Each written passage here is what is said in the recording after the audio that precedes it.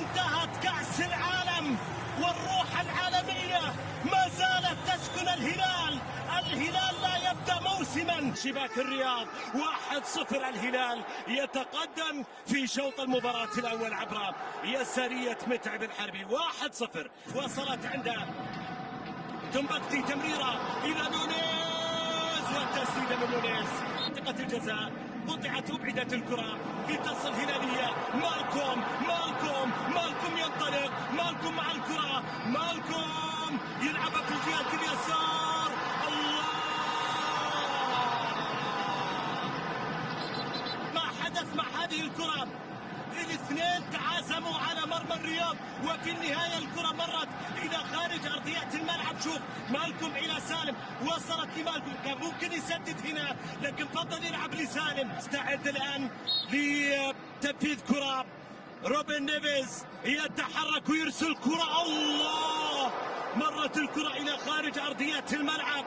الكرة إلى الكرة الأخيرة لكنها مرت إلى خارج أرضية الملعب.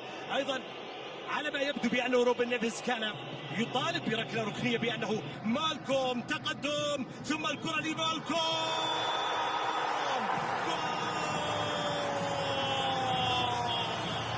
انطلق مالكوم مررها والتسديدة مباشرة إلى مرمى ميلان بوريان 2-0. أصبحت النتيجة الآن للهلال. ده كانسيلو اللي رجع الكرة إلى نيفيز. الله على لقطة من نيفيز إلى كانسيلو يلعبها عرضية في صالح الفريق الهلالي. سافيج الله على نقلة من سافيج يلعبها في الجهة اليمين، وصلت من مالكوم إلى نونيز والكرة من نونيز لخارج أرضية الملعب. بواردي إلى توزي من بين 4 من لاعبين الهلال.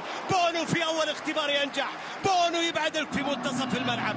انطلاقة هلالية واصلة لمنطقة الجزاء. مالكوم التسديدة من بوريان، تمريرة خاطئة لتصل الكرة في صالح الرياض. وتوزي الله على كرة من توزي. ياسين بونو تألق، بونو وتألق من جديد في المباراة. هذه الكرة أمامك والتسديدة والتصدي من ياسين بونو للكرة الماضية. مرتين بعد ذلك الهدف يا مالكوم. الجماهير الهلالية المحتفلة بنتيجة المباراة، المحتفلة بكل شيء، بالنتائج، بالبطولات، بالحضور العالمي، بكل شيء حول الهلال. هي تحتفل باسم الهلال اللي يرسل كرة طويلة إلى الأمام. وفي هذه الأثناء أيها السيدات والسادة أطلق حكم المباراة الشمراني صافرة معلنا عن نهاية المباراة بانتصار هلالي مستحق ب2 مقابل لا شيء. تمكن الهلال بهذا الفوز من تحقيق أول 3 نقاط بصحبة مدربه